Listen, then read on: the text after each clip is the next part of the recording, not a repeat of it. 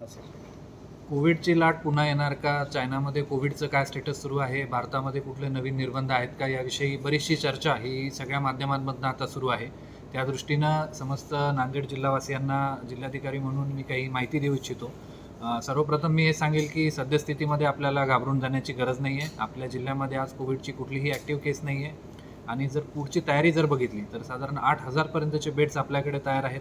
35 metric ton oxygen इतकी capacity आपली तयार आहे आणि त्याचबरोबर टेस्टिंगसाठी आवश्यक असणारं सगळं साहित्य किंवा इतर सगळे इक्विपमेंट्स आहेत त्याची आपण पूर्ण तयारी करून ठेवलेली आहे. त्याविषयीचा एक विस्तृत आढावा जिल्हाधिकारी कार्यालयात नुकताच झालेला आहे.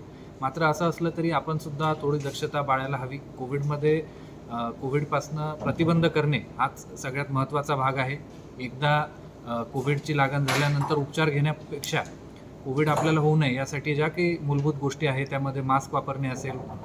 त्यामुळे प्रत्येक गर्दीच्या ठिकाणी आपण जर मास्क वापरला किंवा विशेषतः आजारी लोकांना भेटताना आपण जर मास्क वापरला तर ते अधिक उचित ठरेल. त्याचप्रमाणे जर आपल्याला कुठल्याही प्रकारे ताप, सर्दी, खोकला किंवा निमोनियासारखं वाटत असेल, वास न येणे, चव न लागणे अशा पद्धतीची लक्षणं असतील किंवा सततची डोकेदुखी असेल तर आपण जवळच्या फीवर क्लिनिकमध्ये किंवा आपल्या डॉक्टरना दाखवून त्याच्यावर सल्ला घ्यावा आणि डॉक्टरांच्या सल्ल्यानुसार कोविडची टेस्ट करून घ्यावी. कारण लवकरात लवकर डिटेक्ट झालेला पेशंट हा 100% बरा होतो हे आपण गेल्या तिन्ही लाटांमध्ये बघितलेलं आहे. एकंदरीत मी एवढंच सांगेल की आपण फार घाबरून जाण्याची गरज नाही.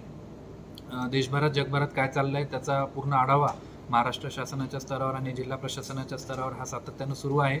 जेव्हा केव्हा एखादी नवीन घटना घडेल त्यावेळेस आम्ही निश्चितपणे आपल्यापर्यंत ती माहिती पोहोचवू. परंतु तोपर्यंत आपले जे मूलभूत कोविडपासून वाचण्याचे जे काही आयुधं आहेत त्यांचा आपण वापर करावा आणि त्यातलं सगळ्यात महत्त्वाचं म्हणजे लसीकरण. ज्यांचा लस घेण्याचा पहिला, दुसरा किंवा प्रिकॉशन डोस बाकी असेल त्यांनी तातडीनं तो डोस घ्यावा आणि आपण कोविडसाठी तयार व्हावं असंच मी आज आवाहन करतो.